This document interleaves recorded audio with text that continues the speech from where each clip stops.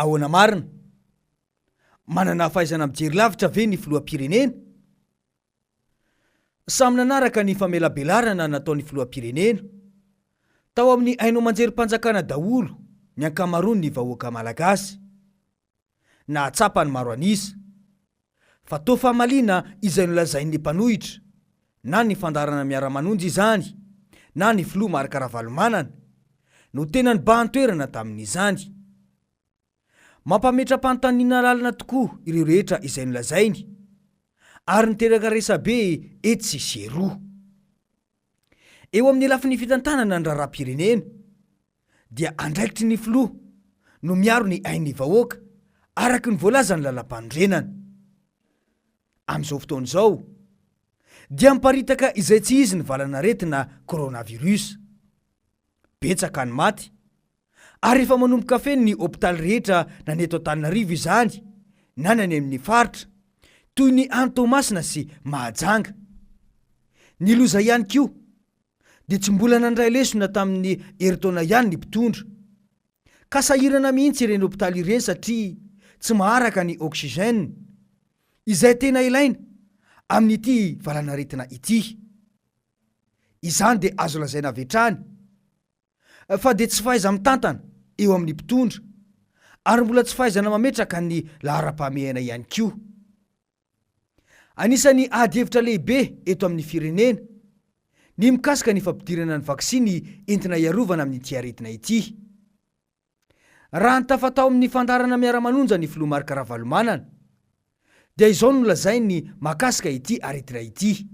Minona reo fa tsy maintsy verina ifampiresaka amin'ireo OMS reo, firenena matanjaka reo, holaza hoe eny ara, fa inona ny tokony ataontsika mba azahoanay le vaksiny le fanefitra.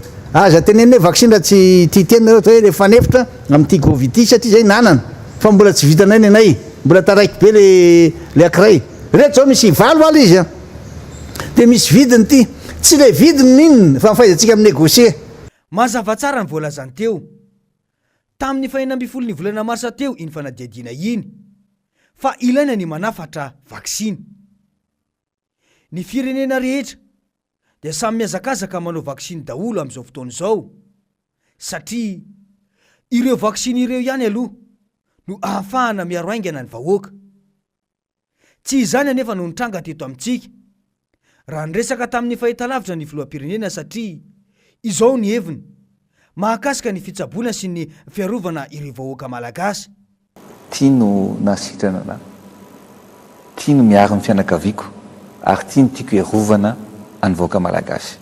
Mazava tsara izay nolazainy teo izay, fa ny CVO izay tsy mbola nisy proof scientifique hatramin'izao no nolazainy fa tiany ampiasainy ny vahoaka malagasy. Raha nisy fahombiazana tokoa io CVO io angamba, tsy nidrongotra be toy izao ny aretina, ary tsy ho betsaka ny maty. Fa maninona moa ny filoha no tsy maintsy manao dokam-barotra anio foana? Mikasika ny vaksiny indray dia zao no lazainy tao amin'io fandarana io. Fa ny mpanohatra raha tsy diso, ny mpanohatra mihitsy dia nilaza fa tamin'ny namoaka an'ity CVO plus ity nanao ny tambavy dia hoe tandremo fa dia davin'ny rajoelona atao sorona ny vahoaka malagasy fa anao vaksiny fahobe ny fitondrana. Zay ny zavatra nolazaina tamin'izany. Zay ny teneniko hoe raha misy ny tantarany dia mijanona foana, ary hitantsika daholo zany zavatra rehetrarehetra. Ankehitriny reny olona milaza reny ihany no miteny hoe mila vaksiny zay, fa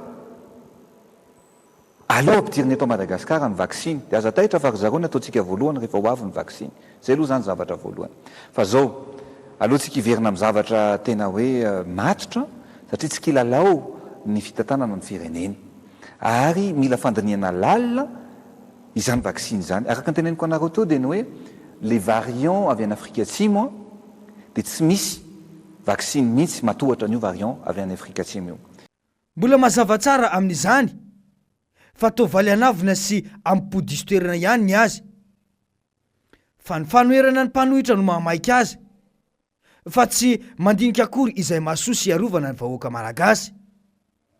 Tsara ihany koa no mampatsiahy Fa ny mpanohitra mbola tsy nilaza mihitsy hoe tsy ilaina ny vaksiny araka ny voalazany teo. Ny voalaza tamin'ny herintaona dia tsy tokony anaovana ny andrana ty amintsika.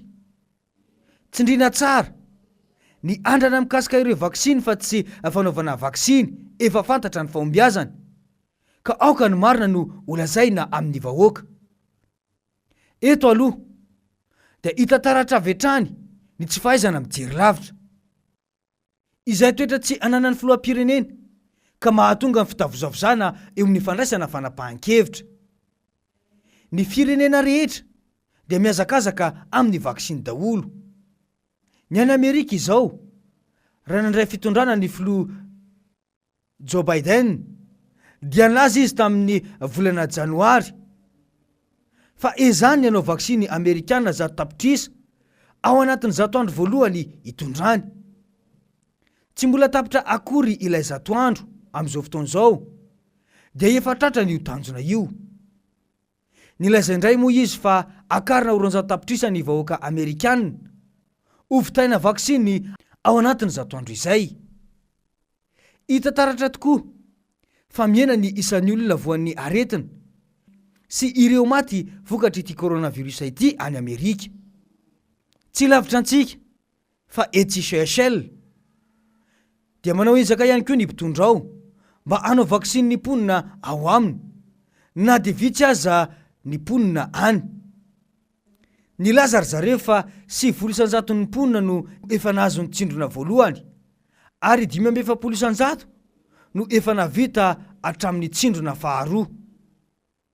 Ny antony dia hampahafandry zareo manokatra aingana ny fizahantany any ary miaro ny vahoaka ihany koa. Ny eto amintsika dia mbola anao observation hoy ny filoha. Ny solombavam-bahoaka ny Tomasina roa laratsiraka ihany koa dia nanamafy ny efa nolazay ny filoha Marikaravalo Manana mikasika ny ilaina mainka ny fampidirana ny vaksiny eto Madagasikara fa tsy hijanona fotsiny amin'ny CVO. Hoy izy hoe filoha Pirenena tsy manana stratégie hafa raha tsy miresaka momba ny CVO. CVO plus gélule lozy izy zay fatatsika menakavy fa tsy misy essai clinique natao tam'le izy ary isaky ny 12 andro tam'le fahamena ara-pahasalamana dia io foana ny resany satria tsy resy lahatra ny vahoaka malagasy, tsy resy lahatra ihany koa mpiara-miasa aminy satria raha resy lahatra mpiara-miasa aminy tsy misy olona voan'ny Covid-19 ao amin'ny présidence, tsy misy olona voan'ny Covid-19 amin'ny gouvernement, tsy misy olona voan'ny Covid-19 na amin'ny antenimera Pirenena sy ny antenimera-dolona. Ka zany dia mampalahelo satria atao sorona ny vahoaka malagasy ary atao ambany zavatra ny fahasalaman'ny vahoaka malagasy. Io CVO dia fatatsika fatapoky fatapirenena fa vidin'ny fanjakana amin'ny manodidina ny filoha Pirenena. Manana endrika fanodikodonam-bolam-panjakana zany, manana endrika fanaovana ampimamba ny resaka vola amin'ny Covid-19, manana endrika ihany koa fangoron-karena andamosy ny fahasalamam-bahoaka. Izany dia manam-pirofo fa betsaka no tsy resy lahatra amin'ny paikady ataon'ny mpitondra. Ny tena loza aza arak'izany voalazay dia ny tsy fisian'ny mangarara amin'ny famokarana io CVO io.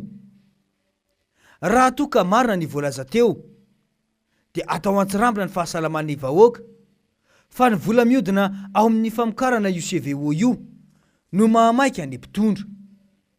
Izany hoe ny tombotsoa manokana sy ny olombitsy zany aloha no atakalon'ny filoha ny ain'ny vahoaka. Noho ireny tsirambina maro samihafa ireny moa dia miemotra tamin'ny teny nataony ny sabotsy lasa teo ny filoha ka nanaiky ihany ny ampidirana ny vaksiny eto arak'izao tatitra izao. Ny lefitra ary miverina tamin'ny teny ny mpitondra fanjakana malagasy taorian'ny fivorian'ny Académie nationale de médecine de Madagascar sy ny mpitondra fanjakana teny Avolomantsy dia tapaka fa iroso amin'ny fijerena sy fanafarana vaksiny matohitra ilay valanaretina coronavirus variant ny mpitondra fanjakana malagasy. Izao faneken'ny mpitondra izao dia midika avetrany ny tsy fahaiza-mitantana ny krizy andalovan'ny firenena. Na de misy aza moa iny filazana iny de mbola tsy mazava hatramin'izao aloha ny hoe rovina no anomboka nafatra izany vaksiny izany isika, ary rovina no anomboka ny fanaovam-baksiny. Ahoana ny tanjona hotratrarina amin'izany fanaovam-baksiny izany? Raha tsy maro mantsy ny olona vita vaksiny, tsy hotratra ilay atao hoe immunité collective, izany hoe ny fahatrarana, ny fiarovana fahobe ny vahoaka, izay vao tena voaharo tanteraka ny vahoaka. Samy miandry isika, raha toa ka amolavolam-paikady momba izany ny fanaovam-baksiny fahobe izany ny fanjakana, na mbola miandry anao observation fotsiny indray. Ny araha mahita aloha dia tsy manana fahaizana mijery lavitra mihitsy ity fitondrana ity, ka ny vahoaka hatrany no mizaka ny tserany ainy rehetra aterak'izany tsy fahaiza mitantany izany. Ny hita taratra ihany koa dia toy ny mpanohitra indray ity no mahafantatra ny tokony atao sy izay masoa ny vahoaka. Ny mpitondra dia mbola mitamatama sy tsy mbola ampitraikefa ihany hatramin'izao. Fa ahoana marina?